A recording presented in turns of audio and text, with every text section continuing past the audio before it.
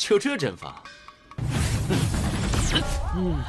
本事不多，也就抬抬手的事。怎么还要我教你？我们费尽心思才进入这。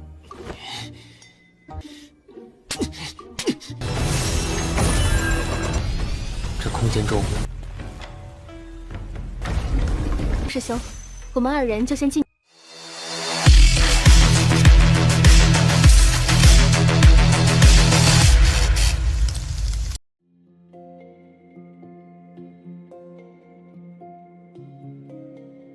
Halo semuanya, selamat datang di Ruang Sinema. Bagaimana kabar kalian semua? Semoga selalu sehat dan baik-baik saja. Pada hari ini kita akan kembali melanjutkan series Donghua Supreme God Emperor episode terbaru, yang mana ini adalah episode yang ke-595. Bagi yang baru bergabung dan series ini, kita sudah sediakan playlistnya. Jadi kalian bisa mudah mencari di mana episode awal dari series ini. Sebelum kita mulai episode terbarunya, kita akan melihat dulu apa saja yang telah terjadi pada episode sebelumnya. Tepatnya pada episode 594. Kemarin, Muyun telah berhasil memberikan hukuman kepada pria ini karena sudah berani berbuat yang tidak-tidak kepada kedua gadisnya. Selain itu, Muyun juga memberikan begitu banyak pil kepada Xian Xiao. Selepas itu muncullah sebuah ledakan kekuatan yang ternyata berasal dari tempat di mana Yerusu berada. Ini merupakan gerbang menuju prestasi dari peri emas. Siapapun yang memiliki token emas dipersilakan untuk memasuki tempat tersebut. Namun ia sedikit kesal dengan kedatangan Muyun dan juga Chu Yunju. Pasalnya ia menganggap Muyun tidak layak menjadi pelindungnya. Tapi Chu Yunju membelanya, bahkan tidak membiarkannya untuk menyentuh Muyun. Sesaat kemudian teman-teman Muyun pun datang. Di mana awalnya Yerusu sempat sombong karena dia memiliki banyak token.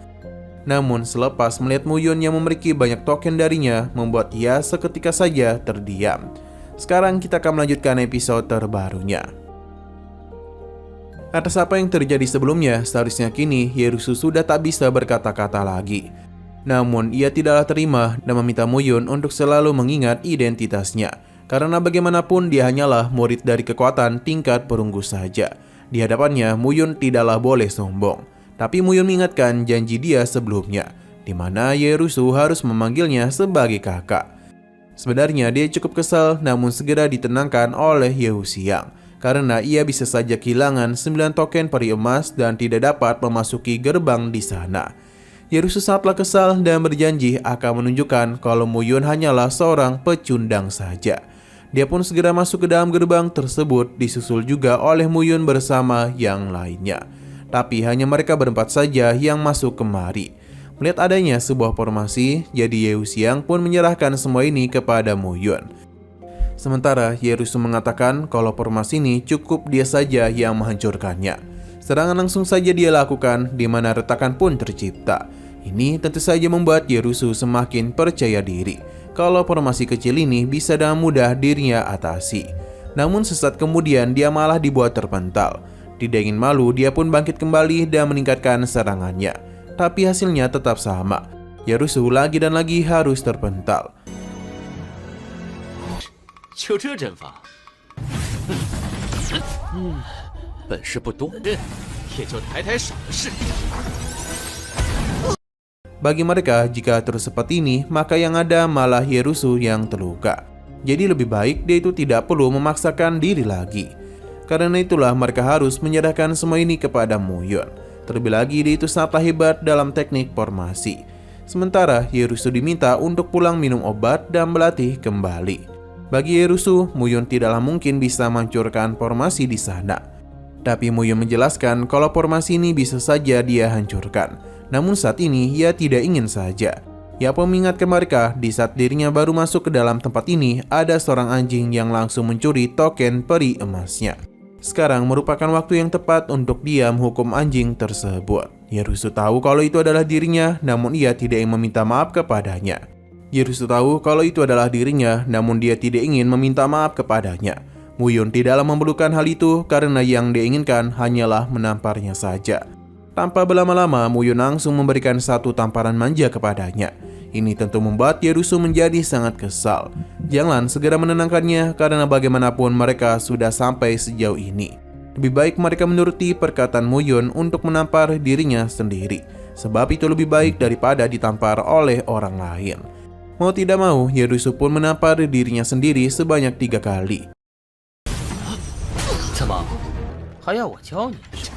我们费尽心思才进入这。 Berhubung dia sudah menuruti perkataannya, jadi Muyun meminta sampah ini untuk lihat baik-baik bagaimana mudahnya dia menghancurkan formasi di sana. Perlahan-lahan pasti kekuatan dari peri emas kembali Muyun gunakan dengan baik. Alhasil ia pun bisa dengan mudah membuka formasi tersebut. Yuxiang memberikan pujian kepadanya, berbeda halnya dengan Yerusu, di mana dia itu sangatlah kesal kepadanya.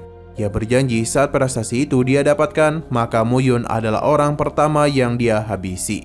Perjalanan teruslah dilakukan di mana Muyun merasakan adanya aura darah yang kental pada ruang penyimpanan di depan sana. Saat mereka berhenti, hanya Yerusu saja yang terus melangkah, di mana ia langsung saja melancarkan kekuatannya dan berhasil membuka gerbang di depan sana. Ia pun merasa percaya diri kembali. Sementara Yerusu yang penasaran apakah Muyun tidak ingin masuk. Ia beralasan kalau formasi sebelumnya telah menguras banyak kekuatannya, jadi Muyun ingin tinggal di sini dan memulihkan kekuatannya dulu. Mendengar hal itu, Yerusu pun kembali meremehkannya, sedangkan Yeruxiang dan Jianglan akan pergi terlebih dahulu. Ketiga orang ini seketika dibawa berpindah ke sebuah tempat yang mana saja jugalah sosok binatang darah langsung melakukan penyerangan kepada Yerusu, sampai-sampai membuat pinggangnya hampir patah. Mereka pun bergegas pergi dari pengejaran para binatang darah itu. 这空间中，师兄，我们2人就先进去了。 Untuk Muyun sendiri sudah tahu kalau prasasti peri emas yang sesungguhnya ada di tempat ini. Jadi saat itulah beberapa pilar prasasti pun muncul. Tidak hanya itu, jiwa peri emas juga kembali hadir. Ia memuji Muyun karena memiliki kemampuan untuk menaklukkan prasasti langit pengumpul 9 elemen. Ia senang karena berhasil bersembunyi selama ini. Karena keempat prasasti langit pengumpul 9 elemen itu akan dia ambil dari tangan Muyun.